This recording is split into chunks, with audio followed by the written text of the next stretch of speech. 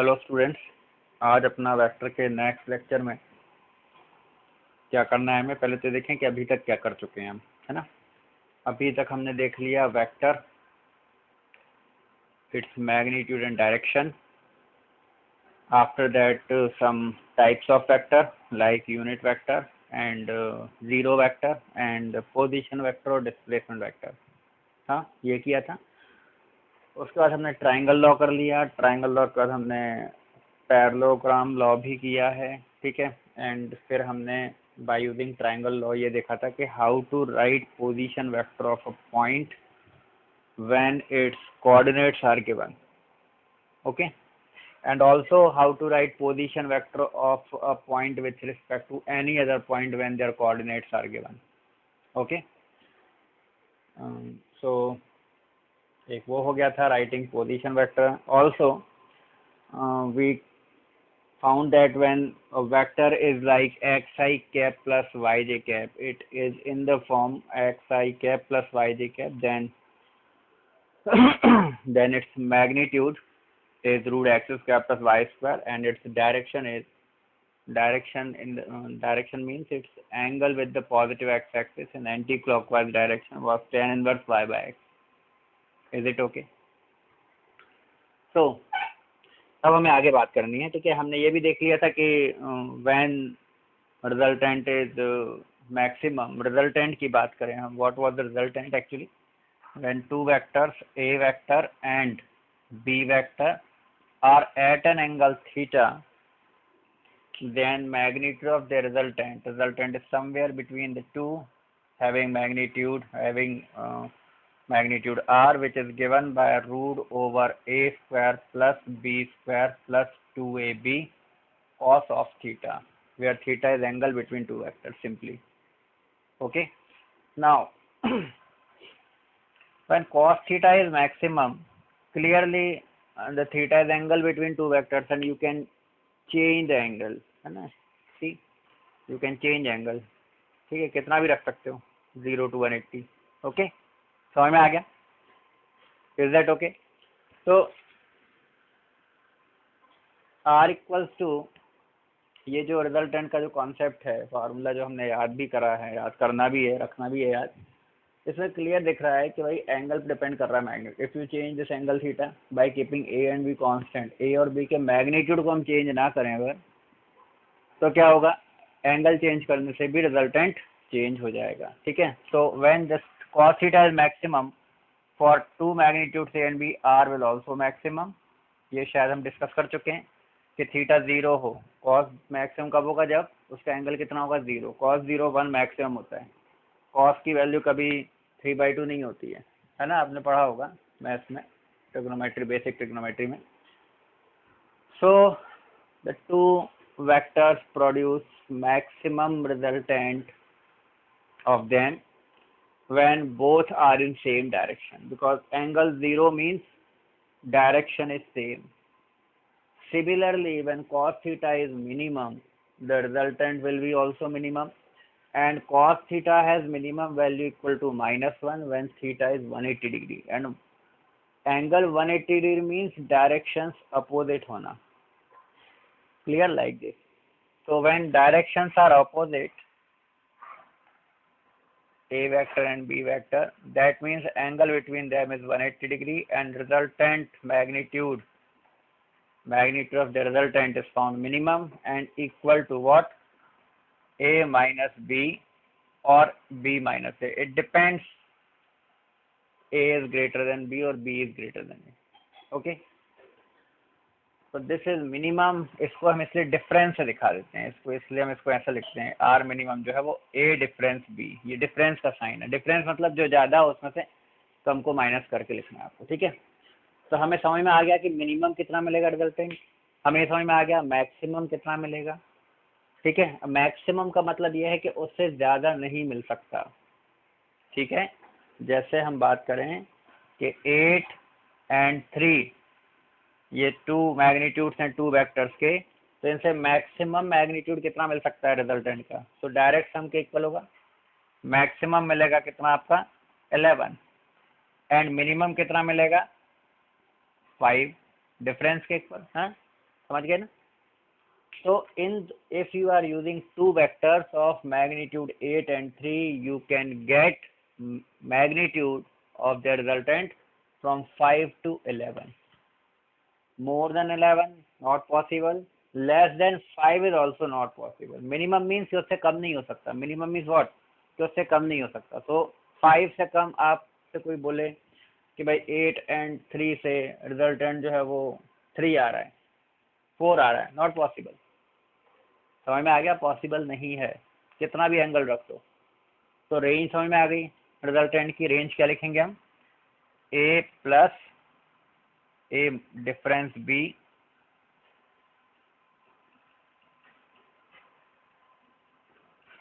To a plus b. ठीक है, this is the range. ये रेंज हमें पता होनी चाहिए. ठीक है, रिजल्टेंट के मैग्नीट्यूड की है ये रेंज. ओके, आफ्टर दैट अब कोई पूछे से 7 मिल जाएगा कि भाई 8 और 3 से 7 मिल जाएगा? बिल्कुल मिल जाएगा. वाई? बिकॉज 7 5 से 11 के बीच में आ रहा है, रेंज में आ रहा है.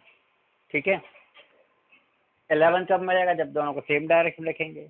5 कब मिलेगा? जब अपोजिट रखोगे. भाई और भी तो एंगल है ना, तो और जितने एंगल्स हैं उन सब पे बाकी वैल्यूज मिल जाएंगी फ्रॉम 3 to 8 वाली में. 5 भी मिल, मतलब इससे 8 और 3 से आपका 5 से 11 के बीच में 10 भी मिल जाएगा, 9 भी मिलेगा. बहुत सारी वैल्यूज हैं, डेसिमल वाली भी तो हैं. ठीक है, तो लेकिन इस रेंज के बाहर की वैल्यू नहीं मिलेगी.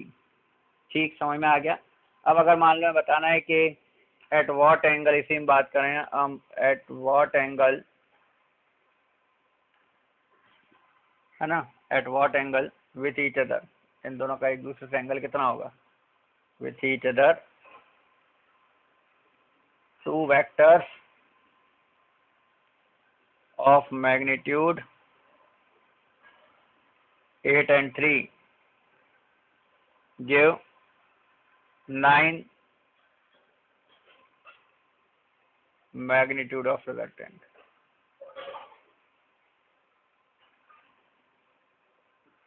भाई कितने एंगल पर रखें जिससे कि 8 और 3 का रिजल्टेंट का मैग्नीट्यूड जो वो कितना आ जाए? 9 आ जाए. पहले तो देखो, is 9 possible? Yes, it is possible because it is in the range. तो बस लगा दो, कुछ नहीं करना है, फार्मूला यूज करना है. R equals to square root of A square plus B square plus 2ab cos of theta. R 9 चाहिए है. Root of 64 plus 9 plus 2 into 8 into 3 into cos theta. We are finding theta. We are finding theta, calculating for theta. So 81 equals to 64 plus 9 कितना हो गया भैया? 73 plus 48 cos theta. ठीक है, तो ये कितना हो गया आपका? 8. तो cos थीटा इक्वल्स टू हो गया आपका 8/48. थीटा आ गया भाई आपका कितना? cos inverse 1/6. तो अब ऐसे ही एंगल आएंगे, समझ रहे हो ना? अब जरूरी नहीं कि आपने जो पढ़ रखे हैं वैल्यू जो याद कर रखी हैं 30 37 45 53 60 90 ऐसे ही आए, ऐसा जरूरी नहीं है. वैसे cos इनवर्स आएंगे. अब ये एग्जैक्ट कितना एंगल है इसके लिए आपको टेबल देखनी पड़ेगी या आपको साइंटिफिक कैलकुलेटर यूज करना पड़ेगा. तो आपको इसी फॉर्म में आंसर देना है. It is cos inverse 1/6. ठीक है, समझ में आ गया? ठीक है ना. तो ये ऐसे, अब आप ऐसे ही देख सकते हो. 10 कितने एंगल पर रहेगा, है ना, और 6 कितने एंगल पर रहेगा, 6.5 कितने एंगल पर रहेगा, ये सब कैलकुलेट कर सकते हो. ठीक है, तो यहाँ हमने रेंज आपको समझ में आ गई होगी कि रेंज कितनी होती है किसकी? Of magnitude of resultant. तो मैग्नीट्यूड ऑफ रिजल्टेंट की रेंज जो है वो ये मिनिमम टू मैक्सिमम. मिनिमम कब मिलेगा, मैक्सिमम कब मिलेगा, ये आपको ध्यान रखना है. ठीक है, ओके. चलिए अब आगे बात करते हैं.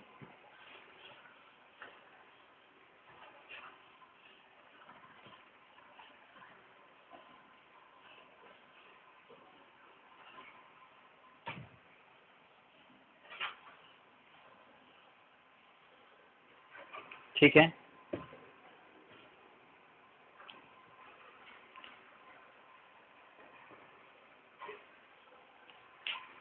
अगला जो है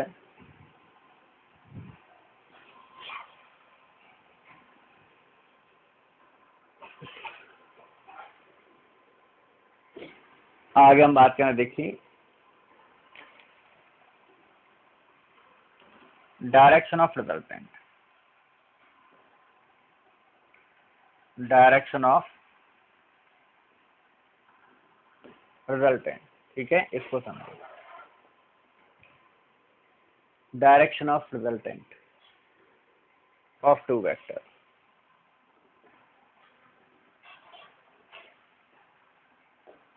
भाई resultant of two vector is also a vector, है ना, तो उसकी भी तो डायरेक्शन होगी कि नहीं यार, है ना, इसलिए तो इसमें case first when vectors are perpendicular, when vectors are perpendicular, तो let there are two vectors, ये हो गया आपका बी वेक्टर, ये है आपका ए वेक्टर, ठीक है, and both are perpendicular because we are taking the case when the two vectors are perpendicular, ठीक, ओके। अब यहाँ देखो, इसका रिजल्टेंट इस टाइप से आएगा कि ये वही पैरेललोग्राम हम कंप्लीट करें इसका, है ना, तो रिजल्टेंट कैसा आएगा आपका, ये आएगा, ये आएगा, तो इसका ए वेक्टर से एंगल मान लो कितना है आपका, थीटा है या अल्फा है, सपोज इसको अल्फा बोलते हैं, तो ये एंगल हमें बताना है, ठीक है, ए वेक्टर से कितना एंगल होगा इस रिजल्टेंट का, ओके। तो देखते हैं क्या होगा, ये रिजल्टेंट वेक्टर है आपका, है ना, इसका ये ए वेक्टर से एंगल अल्फा बताना है, तो ये राइट एंगल ट्रायंगल बन गया है, देखो ये बी वेक्टर, तो ये लेंथ कितनी है बी, तो ये लेंथ भी कितनी होगी बी, ये लेंथ कितनी होगी ए, समझ गए, तो बस आपका परपेंडिकुलर और बेस कौन सा ट्रिग्नोमेट्रिक रेशियो था, 10, तो we can use tan alpha equals to what, b by a, तो अल्फा कितना आ गया आपका, tan inverse b by a, ठीक है, समझ गए। फॉर एग्जाम्पल ये आपका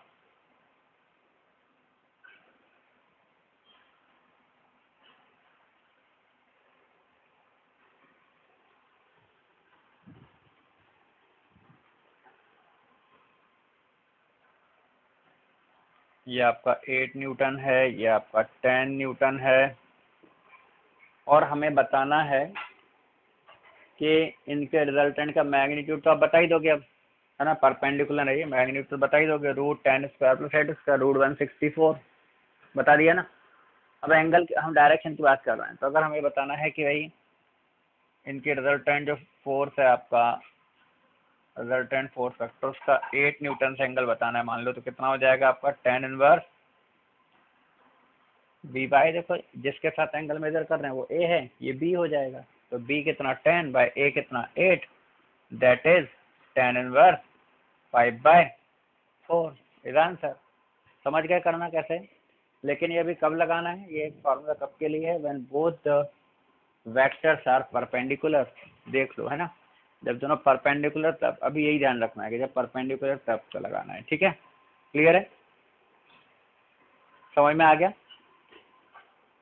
तो रिजल्टेंट की डायरेक्शन मतलब इसके साथ एंगल मेजर करना है ना, सिर्फ लॉजिकली देखो, इसके साथ एंगल मेजर करना है तो ये ए और ये बी, इसके साथ मेजर करना है तो ये हो जाएगा बी और ये हो जाएगा ए, समझ रहे हो ना, ऐसा, तो ये भी काफ़ी यूज़ होगा। अब सबसे ज़्यादा इम्पोर्टेंट जो यूज़ होने वाला है, जो यूज़ होगा वेक्टर में हमें फिजिक्स में, that is component.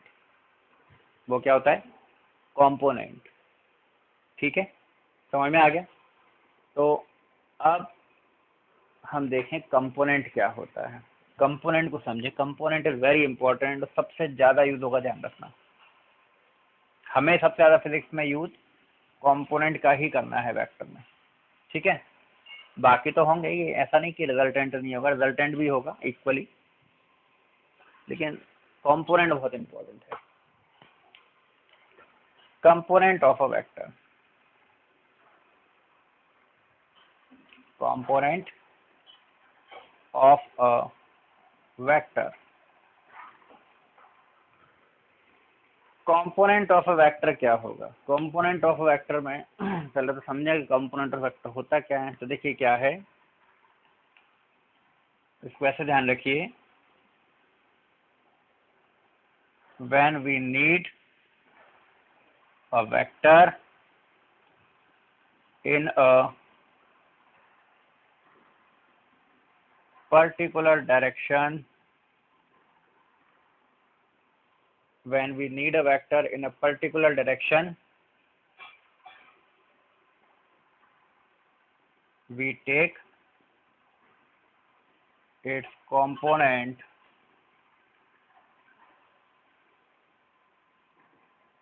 in its direction, or value of a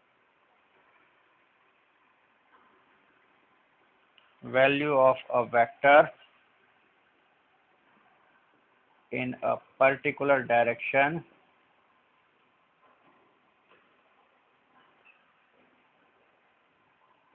is called component of vector in that direction। ठीक है, ये आपको नोट कर लेना चाहिए। ठीक है, नोट डाउन कर लो इसको। क्या लिखा है हमने, when we need a vector in a particular direction we take its component in its direction, और value of a vector in a particular direction is called component of vector in the direction। मतलब vector की direction तो fix होती है ना, कोई vector उसकी direction fix है, ठीक है, बट हमें उसकी वैल्यू, हमें उसका इफेक्ट या वैल्यू किसी दूसरी डायरेक्शन में चाहिए, उसकी डायरेक्शन में नहीं। तो जो दूसरी डायरेक्शन में जो उसका वैल्यू होगी, उसकी वैल्यू या उसका इफेक्ट, उसे हम क्या बोलेंगे, वेक्टर का उस डायरेक्शन में क्या, कंपोनेंट। ठीक है समझो, जैसे जैसे फोर्स लग रहा है यहाँ एक्स एक्सिस से 37 डिग्री पे लग रहा है भाई। ठीक है, फॉर एग्जांपल हमें बताना है, हमसे पूछ रहे हैं कि एक्स एक्सिस में फोर्स कितना है, इस फोर्स की वैल्यू इस डायरेक्शन में कितनी है। अब ऐसा नहीं करना है कि ये फोर्स का यहाँ पूछा तो ऐसे घुमा के यहाँ रख दिया, ऐसा नहीं करना है। ठीक है, ये फोर्स यहीं रहेगा, बट यहाँ रहते हुए इसका इस डायरेक्शन में इफेक्ट कितना है, वैल्यू कितनी है। ठीक है, तो उसे हम क्या बोलेंगे, उस फोर्स का एक्स डायरेक्शन में कंपोनेंट। अब प्रैक्टिकली समझते हैं अपन कि प्रैक्टिकली कैसे समझेंगे इसको, कि हमें ज़रूरत कैसे पड़ेगी। देखिए ये नोट डाउन कर लिया है। ठीक है, प्रैक्टिकली समझेंगे, प्रैक्टिकली एग्जाम्पल से और थोड़ा समझ में आएगा।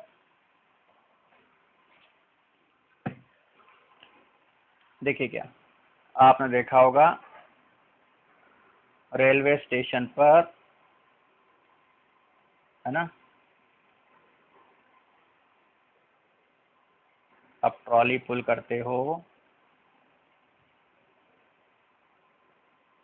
ठीक है, ऐसे पुल करते हो आप ट्रॉली, तो आप इस डायरेक्शन में पुल करते हो। आप कैसा फोर्स लगाते हो, ऐसा कि कोई ऐसा करता है कभी कि ट्रॉली जो है बिल्कुल उसकी हाइट पे आप बैठ जाओगे नीचे, फिर उसके बिल्कुल पैरेलल पुल करोगे, ऐसा तो नहीं कर सकते, लेकिन करते हो क्या, ऐसा नहीं करते ना, किसी ने नहीं किया होगा। हम ऐसा पुल करते हैं ना, किसी डायरेक्शन में ऐसा पुल करते ना, ऐसे पुल करते हुए चले जाते हैं। ठीक है, तो अब लेकिन इसका मोशन देखो, ट्रॉली का मोशन क्या ऐसा है कि आपने ऐसा पुल किया तो ट्रॉली इसी डायरेक्शन में फ्लाई कर गई, नहीं होता ना। ट्रॉली किस डायरेक्शन में मूव कर रही है, इस डायरेक्शन में। डायरेक्शन ऑफ मोशन ट्रॉली का ये है, समझ रहे हो। हाँ, ये बड़ा प्रैक्टिकल एग्जांपल है, इससे समझ में आ जाएगा।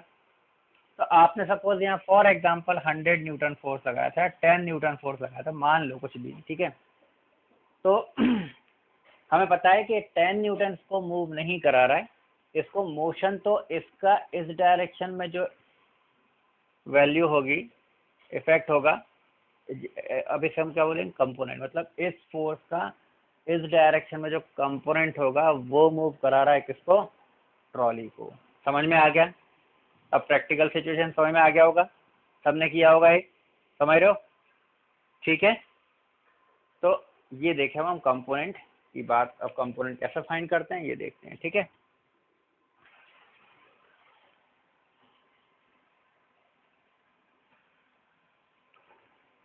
मतलब पूरा 10 न्यूटन मूव नहीं करा रहा है। ठीक है, कौन करा रहा है, 10 न्यूटन का कंपोनेंट। कंपोनेंट लेते कैसे, अब देखिए।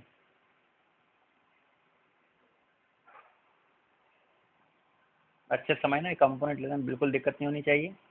ये मान लो कोई ए वेक्टर है, थीटा एंगल पर है एक्स एक्सिस से, ठीक है। अभी पहले हम तरीके से कर रहे हैं, बाकी फिर डायरेक्ट करना सीखेंगे, टेंशन मत लो, ठीक है।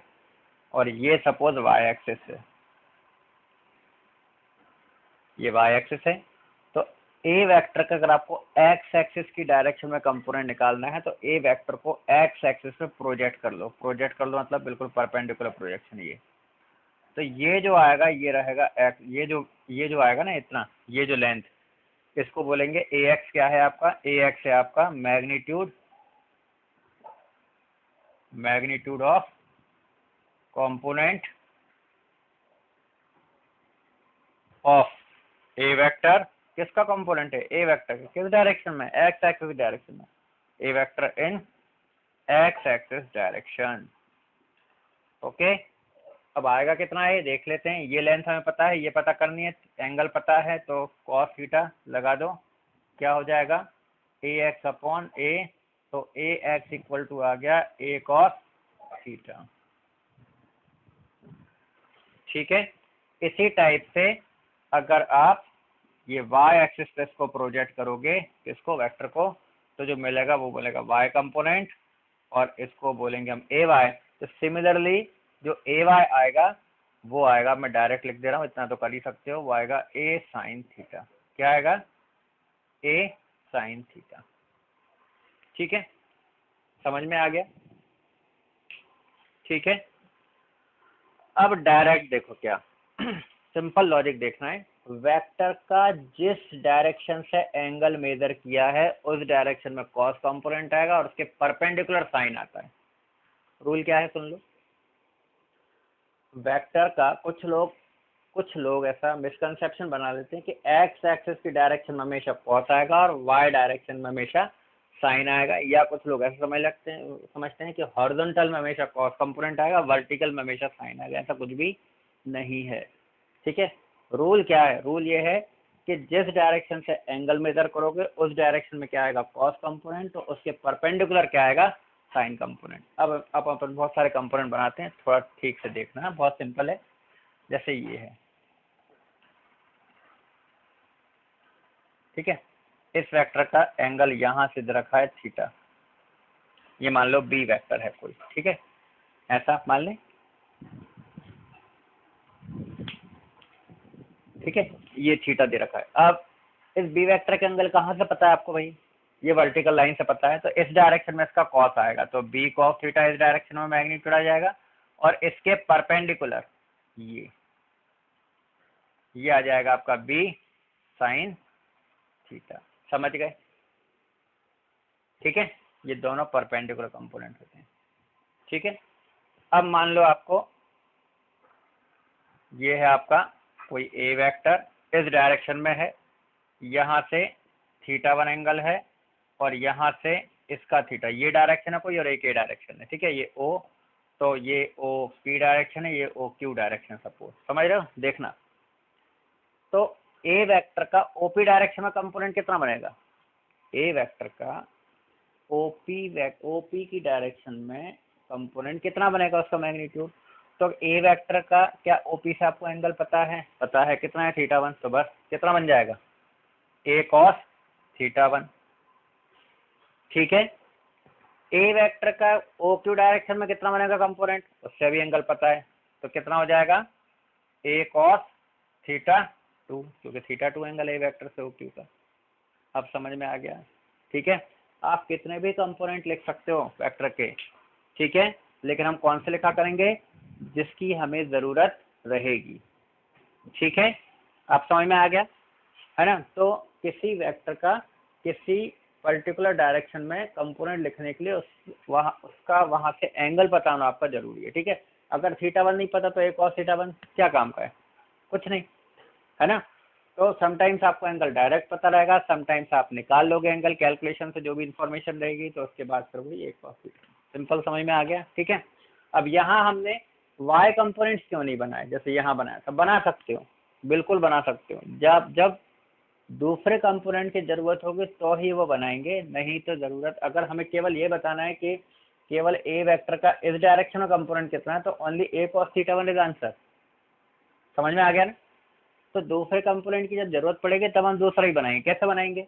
a cos थीटा वन के परपेंडिकुलर, ये देखो कितना, a sin थीटा वन, ठीक है, और इसके परपेंडिकुलर ये कितना हो गया आपका,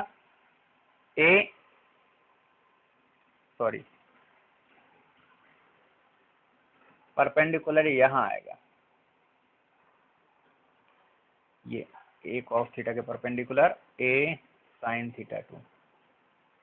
अब परपेंडिकुलर ऊपर की तरफ क्यों नहीं गया, सुन लो, उसका भी रूल है कि a cos थीटा वन और a sin थीटा वन का रिजल्टेंट a है एक्चुअली। ऐसा समझो कि a वेक्टर के दो कंपोनेंट हैं ये, या इन दोनों का रिजल्टेंट क्या होगा, a, ठीक है। तो रिजल्टेंट बीच में आना चाहिए ना, देखो बीच में आ गया, इन दोनों के बीच में आना चाहिए, आ गया। ऐसे इन दोनों के बीच में आना चाहिए, आ गया। अगर यहाँ बना दूंगा मैं तो इसके और इसके बीच में ए आ रहा है क्या, नहीं आ रहा। लॉजिक समझ गए, ठीक है। और इसको एक्सप्लेन करते हैं। तो आई होप कि आप कंपोनेंट बनाना सीख गए होगे। जैसे ये है आपका, ये कोई वेक्टर है, सपोज क्यू वेक्टर है, इसका एंगल आपको यहाँ से पता है कि फाई है, तो इसका इस डायरेक्शन में कंपोनेंट हो जाएगा क्यू कॉस फाई, और अगर ज़रूरत है इसके परपेंडिकुलर डायरेक्शन में भी तो बना देंगे, और कितना हो जाएगा, क्यू साइन फाई, ठीक है। समझ में आ गया, ठीक है ना, ऐसा। तो अब बहुत सारे, तो लॉजिक क्या है, जहाँ से एंगल मेजर करोगे उस डायरेक्शन में कॉस आएगा कंपोनेंट, उसके परपेंडिकुलर में ज़रूरत है तो साइन आएगा, ठीक, समझ में आ गया, ओके। अब देखो अगला कंपोनेंट लेना आ गया है ना, good.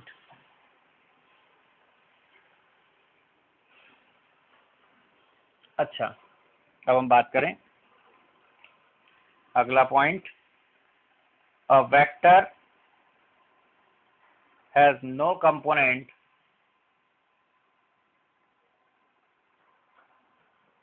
in a direction perpendicular to it।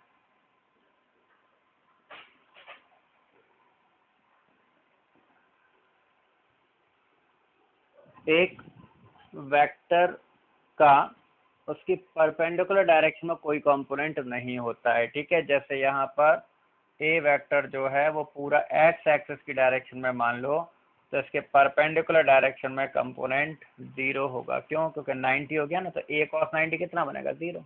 तो ए वेक्टर अगर एक्स एक्सिस डायरेक्शन में है तो उसका वाई डायरेक्शन या जेड डायरेक्शन में कोई भी कंपोनेंट नहीं होगा, ठीक, समझ में आ गया। मतलब वेक्टर के परपेंडिकुलर डायरेक्शन में उसका कंपोनेंट नहीं होता है। अब ये कंपोनेंट के हम एग्जांपल देखें फिजिक्स में जो हमें यूज होने वाले हैं, ठीक है। कंपोनेंट बहुत यूज होगा।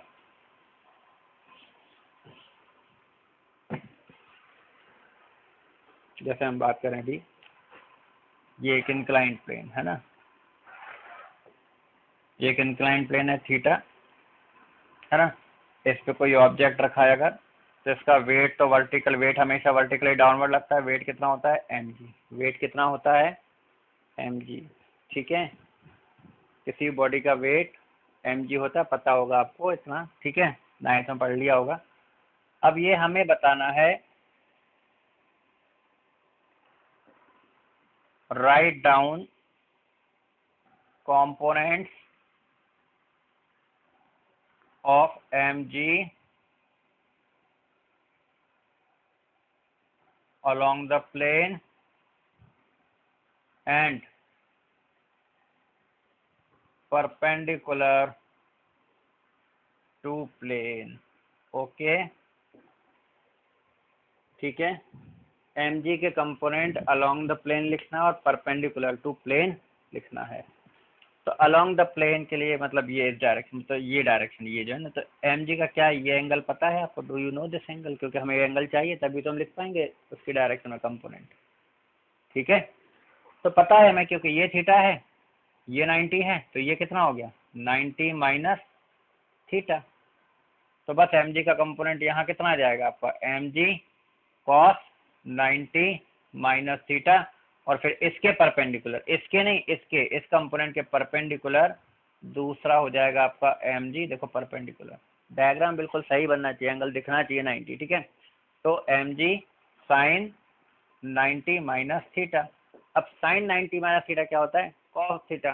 तो ये बन जाएगा आपका mg cos थीटा और ये बन जाएगा आपका mg sin थीटा। लिखा गया कि नहीं कंपोनेंट, ठीक है, समझ में आ गया।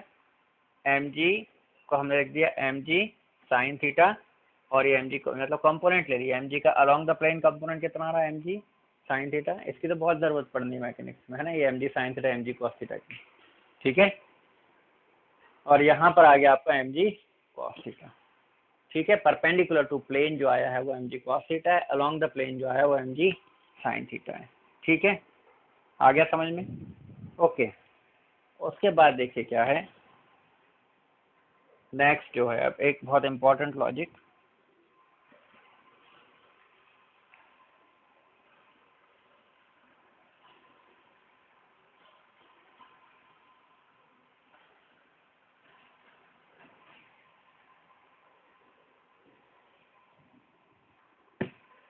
समझो।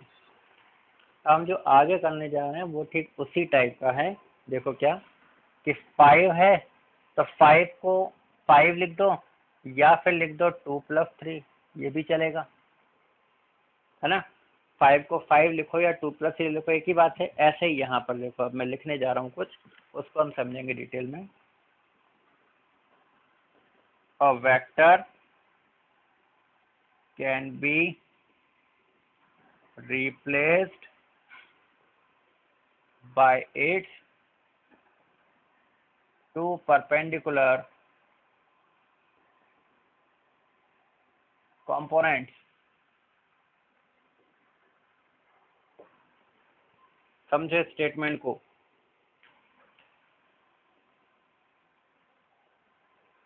जैसे 5 लिखा है कहीं पर और 5 की जगह पे आप 2 + 3 लिख देते तो भी चलेगा। 5 कैन बी रिप्लेस बाय 2 + 3, है ना, समझ रहे हो, या 1 + 4, 2 + 3 जस्ट एक ले लिया हमने। 5 can not be replace by sum of any two number. 5 क्या आप 8 + 2 तो नहीं लिखोगे ना, 5 को 8 + लिखोगे क्या, नहीं, clear. Similarly a vector can be replaced by its two perpendicular components only, not by any two components, because component तो आप बहुत सारे लिख सकते हो, बताया था ना अभी, एक बार और बता देंगे। ऐसा क्यों है उसका रीजन देखो। सपोज अच्छे से मैंने सब नोट कर लेना यार, ठीक है, नोट्स बहुत जरूरी हैं, क्योंकि आपकी इतनी मेमोरी तो है नहीं कि सुन लिया तो सब याद रह गया, है ना। तो ये आपका एक्स एक्सिस है, ये आपका वाई एक्सिस है, ये कोई ए वेक्टर है, ये एंगल थीटा है, ठीक है। मैंने इसके दो कंपोनेंट, मैं इंटेंशनली दो परपेंडिकुलर कंपोनेंट ले रहा हूँ, एक एक्स एक्सिस में ले रहा हूँ which will be of magnitude A cos theta and perpendicular में आएगा of magnitude A sine theta, ठीक है। अब समझो कि ए वेक्टर के ये दोनों कंपोनेंट हैं, ए वेक्टर के ये दोनों क्या हैं, कंपोनेंट्स हैं, या इन दोनों का रिजल्टेंट ए है। समझ में आ रहा है कि नहीं, ये दोनों इसके कंपोनेंट हैं या ये इन दोनों का रिजल्टेंट है, एक ही बात है ना भाई। 5 के दो पार्ट्स 2 और 3 हैं या 2 और 3 का टोटल 5 है। उसी टाइप से यहाँ टोटल क्या, हम रिजल्टेंट की बात करते हैं कि भाई ए वेक्टर का रिजल्टेंट ये दोनों हैं या इन दोनों का रिजल्टेंट जो ए वेक्टर के कंपोनेंट, सॉरी, ए वेक्टर के कंपोनेंट ये दोनों हैं या इन दोनों का रिजल्टेंट ये है, ठीक है। अब कंपोनेंट तो ए वेक्टर के, यहाँ देखो कंफ्यूज मत हो, मैं सब करके दिखा रहा हूँ। अब कंपोनेंट तो आप ए वेक्टर के बहुत सारे ले सकते हो, यहाँ ये मान लो थीटा है तो ये कॉस थीटा ले लिया, ठीक है। फिर ये इस डायरेक्शन से मान लो एंगल इसका कितना है ए वेक्टर का, ये इतना फाई है, तो यहाँ कितना आ गया आपका ए कॉस फाई आ जाएगा। ऐसा इस डायरेक्शन में लिख सकते हो, इस direction, you can write number of components of a vector, समझ रहे हो ना आप, बस एंगल पता होना चाहिए। तो अगर कुछ तो है भाई इस डायरेक्शन से ए वेक्टर, कुछ तो एंगल होगा ही, लेट इट फाई, तो यहाँ कितना आ गया ए कॉस फाई, यहाँ ए कॉस थीटा है, यहाँ कुछ और आ जाएगा, यहाँ कुछ और आ जाएगा, समझ रहे हो? But I am taking intentionally two perpendicular component, these are not perpendicular component. समझ रहे हो कि नहीं? ये परपेंडिकुलर नहीं है, ये तो अलग एंगल ले लिए, ये बताने के लिए कि हाँ हम लिख सकते हैं, अभी लिखा भी था हमने, ठीक है। But here we are taking only two perpendicular components, that is a cos theta and a sine theta. तो इन दोनों का if we find resultant of these two, अगर इन दोनों का रिजल्ट निकालें, resultant of a cos theta and a sine theta क्या बनेगा, निकालो जरा resultant. R equals to under root, वही लगा formula, a square plus B square plus 2ab cos theta, और थीटा कितना रखोगे इन दोनों के बीच का, दोनों के बीच का एंगल कितना है, 90 है, दोनों के बीच का एंगल कितना है, 90 है। तो कर लो, क्या हो जाएगा, a square cos square theta plus a square sine square theta plus 0 ही हो जाना है, क्यों, क्योंकि एंगल 90 है। भाई इन दोनों के बीच का एंगल, आप इन दोनों का रिजल्ट निकाल दो, इन दोनों का नहीं है, इन दोनों का नहीं, ध्यान रखना, ठीक है। तो कंपोनेंट्स का रिजल्टेंट ये तो कितना आ गया है, ए आ गया कि नहीं, ए आ गया कि नहीं, देखो इन दोनों का रिजल्टेंट ये था, इसका मैग्नीट्यूड में पता है ए है, तो ए ही आ रहा है कि नहीं, ठीक है। तो दो परपेंडिकुलर कंपोनेंट्स का रिजल्टेंट निकालोगे तो ही ए आएगा, ठीक है। बाकी आप सोचो कि इसका और इसका निकाल दें हम, किसका, इसका और इसका, ठीक है, इन दोनों का, तो इन दोनों का रिजल्टेंट ए नहीं आएगा। समझ रहे हो कि नहीं? भाई आपने एक ये ले लिया, एक दोनों तरफ ले लिया आपने, और ये दोनों परपेंडिकुलर कंपोनेंट्स नहीं है, तो इन दोनों का रिजल्टेंट ए नहीं आएगा, ठीक है, समझ में आ गया। तो आप 5 लिखो, अगर आप कहीं 5 लिखा है तो 5 को रिप्लेस करना चाहो 2 + 3 या 4 + 1 से तो कर सकते हो, बिकॉज 2 + 3 इज 5। सिमिलरली अगर कहीं पर ऐसा ए वेक्टर बना हुआ है, ध्यान दो ये ए वेक्टर है मान लो, तो अगर इसको हम रिप्लेस करना चाहें, if you want to replace it, you can replace always by its two perpendicular component, और परपेंडिकुलर कंपोनेंट में पता है यहाँ आएगा आपका ए कॉस थीटा और यहाँ ए साइन थीटा, ये और ये एक ही बात है, जैसे कि 5 या 2 + 3 है। अब समझ में आ गया। But you can't replace by any two components, component बहुत सारे बना सकते हो आप, अब तो समझ गए होगे ना बहुत सारे कैसे बना सकते हैं, ठीक है। But when you need to replace a vector, it should be replaced by 2 perpendicular components, because इनका रिजल्टेंट ही ए आएगा, ठीक है। समझ में आ गया आप कंपोनेंट की स्टोरी, है ना? कोई डाउट तो नहीं है? ये पूरा अच्छे से नोट कर लो, ठीक है। कंपोनेंट बहुत इंपॉर्टेंट है।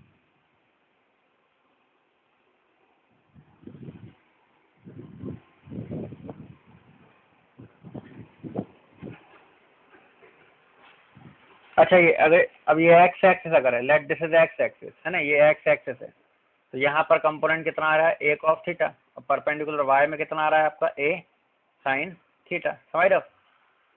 तो इसका वेक्टर फॉर्म क्या होगा, ए कॉस थीटा और मैग्नीट्यूड है ना, तो vector component of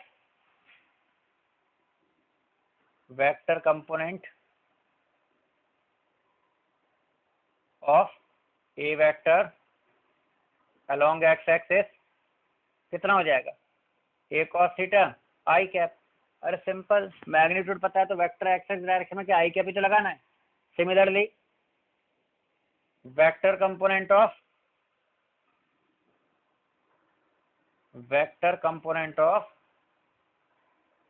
a vector along Y axis कितना हो जाएगा, ए साइन थीटा में क्या लगा दो, जे कैप लगा दो, ठीक है। अब अगर हमें लिखना है ए वेक्टर कितना होगा, तो अब हम देखो लिख सकते हैं। पहले हमने सीखा था क्या कि वेक्टर का मैग्नीट्यूड डायरेक्शन पता हो तो R cos theta I cap R sine theta किया था ना अपन ने, वो रटने की जरूरत नहीं होती, एक बार कर लिया ठीक है। अब डायरेक्ट देखो भाई, ए वेक्टर लिखना है, राइट डाउन ए वेक्टर, और राइट डाउन ए वेक्टर, जिसका वेक्टर फॉर्म लिखना हो मैग्नीट्यूड तो ए है ही, डायरेक्शन थीटा है, कंपोनेंट लो ए कॉस थीटा ए साइन थीटा, तो इन दोनों का रिजल्टेंट ए वेक्टर है ना, किस किस का, इसका और इसका रिजल्टेंट ये है, और यही वेक्टर लिखना है, और ये वेक्टर फॉर्म में पता है तो इन दोनों का रिजल्टेंट लिखना है, तो रिजल्टेंट के लिए वेक्टर फॉर्म को डायरेक्ट ऐड कर देते हैं, बताया था ना। तो ए वेक्टर कितना आ गया आपका, ए कॉस थीटा में आई कैप लगा दो प्लस ए साइन थीटा में जे कैप लगा दो, ये आंसर हो गया। समझ गए कि नहीं? सिंपल है कि नहीं? अब वेक्टर फॉर्म लिखना, कंपोनेंट लो, आई कैप जे कैप लगाओ, जेड एक्सिस में है तो के कैप लगाओ, खत्म। जैसे देखिए इधर यहाँ बात करते हैं अपन, ये 10 न्यूटन है, ठीक है, एंगल 60 डिग्री है, वेक्टर फॉर्म बताना है भाई, वेक्टर फॉर्म बताना। अब उसमें क्या था, वो जो ये जो फॉर्मूला हमने किया था कि r times of A sine theta, sorry A cos theta, ये तो हटा दिया, r times of cos theta I cap plus sine theta J cap, ये जो करेंगे ना, ये नहीं करना आप। क्यों? इसमें थीटा पॉजिटिव एक्स एक्सिस से लेना पड़ेगा, समझ रहे हो ना? तो कितना हो जाएगा यहाँ वो 180 प्लस 6, क्या जरूरत है इतना करने की, ठीक है, हो जाएगा, उससे भी टाइम क्यों लगाना, डायरेक्ट करो ना। इसका कंपोनेंट यहाँ दिख रहा है कितना आएगा, एंगल पता है तो कितना 10 cos 60, यहाँ कितना आएगा परपेंडिकुलर डायरेक्शन में 10 sin 60, मतलब 5√3 और मतलब 5 आ गया कंपोनेंट। ये किस डायरेक्शन में, नेगेटिव एक्स एक्सिस में, तो माइनस आई आएगा, ये भी किस में, नेगेटिव आई में, माइनस जी आएगा। तो क्या लिखा गया फोर्थ वेक्टर, -10 मतलब -5 आई कैप, एक्चुअली ऐसा है कि 5 times of minus i cap plus 5√3 times of minus j cap, तो कितना हो गया -5 i cap minus 5√3 j cap, that is -5 times of i cap plus √3 j cap is answer. लिखा गया ना फटाफट, हाँ। और देखो इसका लिखना है, मान लो ये 30 डिग्री है, ये 20 न्यूटन 20 मैग्नीट्यूड का वेक्टर है, कोई ये वेक्टर कोई ये वेक्टर है, इसका लिखो वेक्टर फॉर्म, फटाफट कंपोनेंट लो, दिख रहा है यहाँ, यहाँ कितना आएगा आपका 10√3, क्यों 20 cos 30 20 इंटू √3/2, और यहाँ कितना आएगा आपका 10 लो, आ गए दोनों परपेंडिकुलर में, परपेंडिकुलर कंपोनेंट हो गए, आई कैप जे कैप लगाओ, लिख दो, क्या लिखा जाएगा, ये vector equals to 10√3 positive I cap क्योंकि प्लस एक्स में, ये नेगेटिव में, तो प्लस 10 माइनस जे कैप, कितना आ गया 10 कॉमन आकर √3 i cap minus j cap is answer. समझ गए आप? अब तो समझ गए होगे, है ना? तो अब हम वेक्टर मतलब कंपोनेंट का यूज करके जल्दी से वेक्टर फॉर्म लिख सकते हैं, ठीक है। वो r cos theta I cap plus sine theta J cap रटने की जरूरत नहीं है, पता हो तो अच्छी बात है ना, याद रह गया तो कोई दिक्कत नहीं, भूलने के प्रयास मत करना, ठीक है, लेकिन ये जरूरत नहीं है इसको यूज करने की, फालतू 240 आएगा, कभी 330 आएगा, अब यहाँ तो कितना आ जाएगा एंगल, यहाँ से इस फॉर्मूले में एंगल यहाँ से रखना पड़ेगा, ये इतना पूरा कितना आएगा 330, फिर 330 को ब्रेक करोगे, क्या जरूरत है, ठीक है, डायरेक्ट लिखो ना, समझ में आ गया? तो इस पे बेस्ड आज मैं असाइनमेंट भी भेजूंगा, इसी कंपोनेंट पे बेस्ड और रिजल्टेंट पे बेस्ड, है ना, तो आप लोग उसको करना, फिर अगले में हम कंपोनेंट की ही और बात करेंगे, ठीक है, कंपोनेंट्स पे और प्रॉब्लम्स करेंगे नेक्स्ट लेक्चर में, ठीक है, ओके। तो इसको अच्छे से समझ लो, इसमें कोई डाउट हो तो भैया पूछिए, पूछना, ठीक है, उसके बाद फिर अपन देखते हैं, ठीक है, और ऐसे आराम से चल रहा है, कोई दिक्कत नहीं है ना, चलिए, थैंक यू।